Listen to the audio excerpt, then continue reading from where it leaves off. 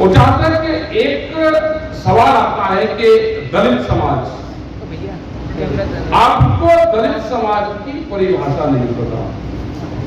दलित समाज एक जाति का नहीं है। गांव में रहने वाले हम सब लोग, जिसके हाथ खेत की मिट्टी से लगे हुए हैं, सने हुए हैं, जिसके कपड़े खेत में काम करते हुए गंदे हैं, हम सब लोग दलित हैं। आप जाओ खेत में काम करके, मेरे खेत के कपड़े पहन के, मिट्टी हाथ में लगी होगी आपके, आप जाओ, आप किसी भी जाति के हो, आप जाइए शहर में, अगर आपको घर के अंदर घुसने दें, वो पार हो जाएगा। तो शहर वालों के लिए, बड़े लोगों के लिए हम सब दलित हैं। तो दलित कोई अपवाद नहीं है। दलित वो है जो गांव में काम करता है, खेत में काम करता है, अपनी शारीरिक मेहनत करता है। गांव का किसान, गांव का भूमिहीन किसान, जो गांव में जिसको मजदूर कहते हैं, जिसके पास जमीन नहीं है। गांव में जिसके पास में जमीन है, वो किसी भी जाति धर्म का है। जब वो शहर में आता है नौकरी के लिए, फैक्ट्री में काम करता है, तो वो मजदूर कहलाता है, लेकिन वो देश का निर्माण दाता है। उसके अलग अलग नाम आपको मिलेंगे। जैसे ही उसकी फॉर्म चेंज होगी, उसके नाम बदल जाएंगे। तो जातियों का, धर्म का वो खेल रहा है देश में। अब तो जो ये आपने जो मुद्दे लिखे हैं, डॉक्टर साहब ने बहुत चुनिंदा मुद्दे लिखे हैं। अब तो आरक्षण वाला सिस्टम, जो आंदोलन करते थे, वो कोई भी किसी जाति का आरक्षण जिसको मिला हुआ है, वो धीरे धीरे खत्म हो जाएगा। सरकार को करना भी कुछ नहीं पड़ा और आरक्षण भी खत्म होगा। सबको एक लाइन में लगा दिया। निजीकरण जहां होगा तो वहां आरक्षण है क्या? सरकारी नौकरी खत्म। तो आरक्षण मिलता था, जो हमारे लोग, गांव के लोग जो बहुत गरीब आदमी थे, जिनके पास में कुछ साधन नहीं था, आरक्षण की सुविधाएं मिली तो उनके परिवार चल गए। जो भूमिहीन किसान थे, जो मजदूर थे, उनका उद्धार हो गया। वे शहर में आ गए, उन्होंने दूसरे लोग को और को ले आए, आरक्षण का लाभ मिला तो उनको लाभ मिल गया। लेकिन अब धीरे धीरे वो व्यवस्था खत्म होती जा रही है। अभी जो ये इशू चला हुआ है, जो भारत सरकार एक नई पॉलिसी लेकर आई कि 4 साल नौकरी करो, रिटायरमेंट आपको मिलेगा, बहुत उज्जवल भविष्य देश के नौजवानों के सामने रख दिया। उसका प्रचार कर रहे हैं। जो हमारे नेता है, वो जो मिलिट्री में जिन्होंने नौकरी करी, अगर उनको 6 महीने पहले रिटायरमेंट कर दिया तो वो कोर्ट में गए कि नहीं, 6 महीने पहले मेरे कागजों में खामियां थी। एक एमपी है, वो यहां से गाजियाबाद से कोर्ट में गए, नाम ना लो, बीमारी हुआ।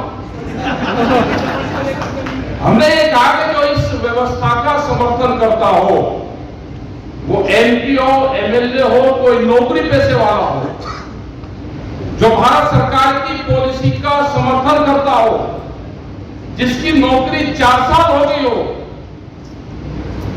वो नौकरी छोड़कर कहेंगे भारत सरकार की पॉलिसी बढ़िया थी, मैं इसके समर्थन में नौकरी छोड़ता हूं। प्रधानमंत्री जी एक बार घोषणा करते हैं, अपील तो बार बार करते हैं ना कि गैस की सब्सिडी छोड़ दो, इसकी सब्सिडी छोड़ दो। वे सामने आए दानदाता, ये भी सामने आ जाए, अपनी नौकरी छोड़ दो तो कम से कम दूसरे लोग लाइन में लगे, उनको नौकरी मिल जाएगी। एक बड़ा आंदोलन देश को फिर जरूरत है। इकट्ठे होकर लड़ाई करनी पड़ेगी। और ये भी गलतफहमी निकाल दो कि ईवीएम में कुछ होता है, ये सब निकाल दो दिमाग से। अब ईवीएम में कुछ नहीं होता। अब हारे हुए कैंडिडेट को जीत का सर्टिफिकेट दिया जाता है। ईवीएम नहीं, अब ईवीएम की लड़ाई रही नहीं। हमारे खिलाफ तो सबसे ज्यादा रहते हैं। हमारे खिलाफ तो प्रेस के लोग कहते थे अगर आंदोलन बढ़ जाता तो जीतती कैसे, तो कभी जैसे आपको जबरदस्ती बुला रहे ऐसे जीतती। नंबर सबका आना है, एक विभाग को ये सबको लपेट देंगे, एक सिस्टम। तो यह है कि एक बड़ा आंदोलन देश में फिर जरूरत है। अब के इन्होंने नौजवानों को छेड़ दिया, इनका फैलाव तो यही करे। हमने तो शांति की अपील करी कि आप ही करिए कि शांत रहे भाई, क्योंकि अगर इनको बच्चों को थोड़ा भी सहारा कोई भी दे देगा तो जिसका नाम ही अग्निपत्र रखा, अग्निपत्र नाम रखा उसका, अग्निपत्र, इनको कोई बताने वाला नहीं है। अग्निपथ जब उसका योजना का नाम रख दिया तो योजना चालू भी नहीं हुई तो उसका रिजल्ट तो आ गया। ये तो कल ही गए। ये बहुत पूजा पाठी हैं, ये बहुत पूजा पाठी करने वाले लोग हैं जिनकी सरकार है आज। हमने भी कहा कि पूजा पाठ करने वाले लोग हैं, लेकिन ये कौन से वाले हैं? ये हैं जो बलि प्रथा कर वाले थे, ये बलि प्रथा वाले हैं। जब बलि प्रथा थी तो इस खानदान से है, क्योंकि इनको लड़ाई भिड़ाई में जाता है। उत्तर प्रदेश में इन्होंने हिंदू मुसलमान को लड़ाया, हरियाणा में जाके मैं जाट और नॉन जाट को लड़ा दिया, ये पंजाब चले गए तो सिख और हिंदू को लड़ा दिया, ये गुजरात गए तो पटेल और नॉन पटेल को लड़ा दिया, ये महाराष्ट्र गए तो मराठा नॉन मराठा को लड़ा दिया, यहाँ पे गांवों में किसान और मजदूर को लड़ा दिया कि तुम्हारी मजदूरी कम है बढ़ाओ, उनके किसान को बिजली और उनको लड़ा दिया। उसने कहा भाई ये किस तरह की सरकार है जो तोड़ फोड़ लड़ाई भिड़ाई में विश्वास रखते हैं, मतलब कोई छोटा ही नहीं जिसको लड़ाई भिड़ाई ना करे, जातियों को लड़ा दिया आपस में। तो ये समझ लेना चाहिए सबको। अपने जो आपके संगठन पड़े हुए हैं सामाजिक इशू पे, जो भी आपने योजनाएं बनाई हैं, जिन जिन लोगों से आपकी बातचीत हुई है, डॉक्टर साहब उदित राज जी जो योजनाएं बनाकर चल रहे हैं, इसी तरह की योजनाएं बहुत सी बनी हुई है। वे सब जिस दिन इकट्ठी हो जाएगी, वे ताकतें सारी एक जगह आ जाएगी, उस दिन कुछ इलाज पा सकता है। अकेले अकेले कुछ नहीं होगा। देश की जनता तो साथ में है। जब विपक्ष खत्म हो चुका है तो देश की जनता तो अपने आप से उठ पाएगी।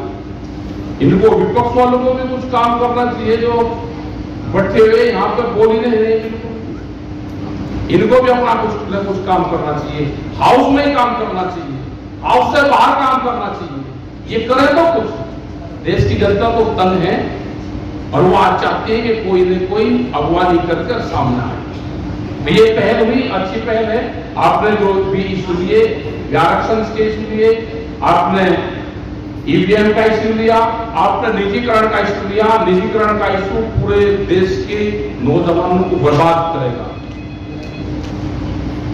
कुछ जगह कुछ घरानों पे पैसा इकट्ठा होगा, दूसरे लोग गरीबी में जीवन जिएंगे, रोटियां के मुहताज होंगे, अनाज बड़े लोगों की तिजोरियों में बंद होगा, जो उनके गोदाम होंगे उसमें बंद होगा, रोटी तिजोरियों में बंद होगी। एकाकी टाइम पे भूख के आधार पे रोटियों की कीमतें तय होंगी। ये भूख कितनी लगी है उसके आधार पे कीमतें तय होंगी। तो आंदोलन शांतिपूर्ण तरीके से अपनी बातचीत, अपनी बात समाज में कहनी पड़ेगी। बाबा साहब का जो संविधान है, हमने कहा कि देश धार्मिक उससे नहीं चलता, देश चलता है संविधान से। हमको सबको बाबा साहब के लिखे हुए संविधान में राइट्स दिए गए हैं कि सबको यहाँ पे पूजा पाठ करने का सबको राइट है। कौन पूजा पाठ कैसे करता है, कौन पूजा पाठ कैसे करता है, उस पर कोई कंट्रोवर्सी नहीं है, सबको राइट है। वो घर में करे, बाहर करे, किसी स्थान पे करे, वो करे, सबको राइट है। संविधान में हमको सबको बराबरी का अधिकार दिया गया है। यहाँ कोई छोटा बड़ा नहीं है, सबको संविधान में सबको राइट्स दिए गए हैं। मैंने सुना आज अखबार में पढ़ा कि देश के प्रधानमंत्री के खिलाफ किसने टिप्पणी की। नहीं करनी चाहिए, प्रधानमंत्री है देश के, लेकिन उनके खिलाफ मुकदमे दर्ज है। कोई दूसरे लोगों के खिलाफ टिप्पणी करे तो उनके खिलाफ कोई मुकदमे दर्ज नहीं है। संविधान में तो ये नहीं है, संविधान में राइट सबको दिए गए हैं। वही राइट देश के पीएम को है, वही राइट देश के आम आदमी को है, उसमें कोई छोटा बड़ा ही नहीं। तो देश संविधान से चलेगा। यहां की सरकारें सोच लें, समझ लें, और जो ये रास्ता अख्तियार कर रहे हैं वो रास्ता देश को नागवार है, देश उसको ठीक नहीं मानता।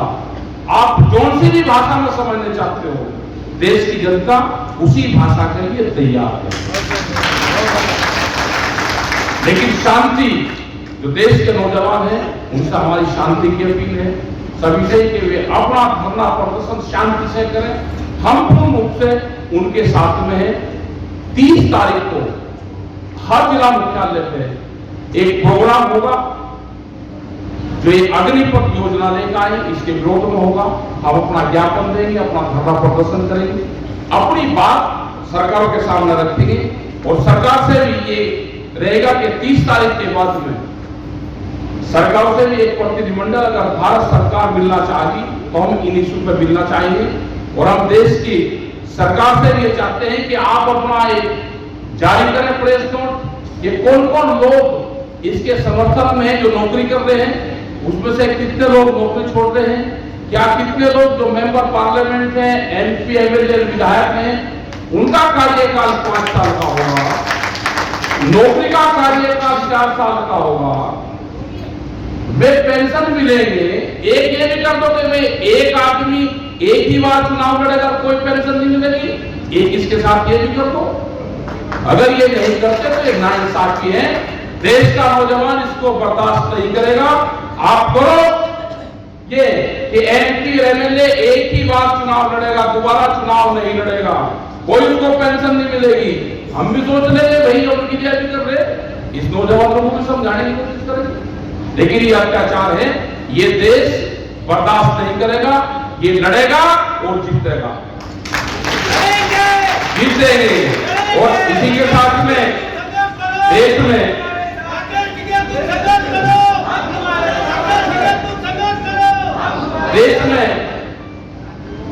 जय भीम, जय संविधान के नारे जब तक लगते रहेंगे, कोई अपने आप को अलग नहीं समझेगा। अभी हम महाराष्ट्र में गए तो बाबा साहब के लड़के की वाइफ वहां पर मिली, इनका पोता मिला। हमने कहा भाई हमारे इधर खासकर के दिल्ली और जो पूरा जो क्षेत्र है उसमें ये नहीं जानते कि बाबा साहब के लड़के की वाइफ और इनके पोते भी हैं, इनका परिवार भी है। मगर आप यहीं रहते होंगे, उधर कोई नहीं जानता, आप उधर आओ।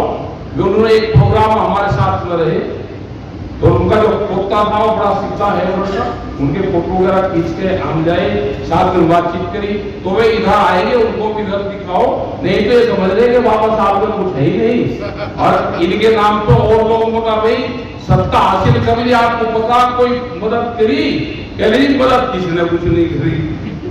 तो इनके परिवार भी है, वे भी है, सारी चीजें हैं, उनको भी इधर बुलवाओ और जब भी प्रोग्राम होते हैं तो यहाँ पर उनको लेकर आओ। और जो भी अगला एक प्रोग्राम यहाँ पे जब पार्लियामेंट में होगा बाबा साहब की उस पे जयंती पे या कुछ उसको होता है प्रोग्राम 14 अप्रैल को आपके भारतीय किसान यूनियन की तरफ से भी हम पूरे यहाँ पे स्टोर लगाएंगे, अपने बैनर लगाएंगे। इसके साथ साथ उनका जय भीम और जय टिकैत के नारे इस देश में लगेंगे, जय भीम जय छोटूराम के नारे देश में लगेंगे और इन्हीं नारों के साथ हम आगे बढ़ते हैं। धन्यवाद। जय हिंद, जय भारत, जय हिंद। अगर आपने अभी तक हमारा चैनल सब्सक्राइब नहीं किया है तो सब्सक्राइब करें और घंटी का बटन बिल्कुल भी दबाना ना भूलें ताकि सभी लेटेस्ट खबरें पहुंच सकें आप पे सबसे पहले।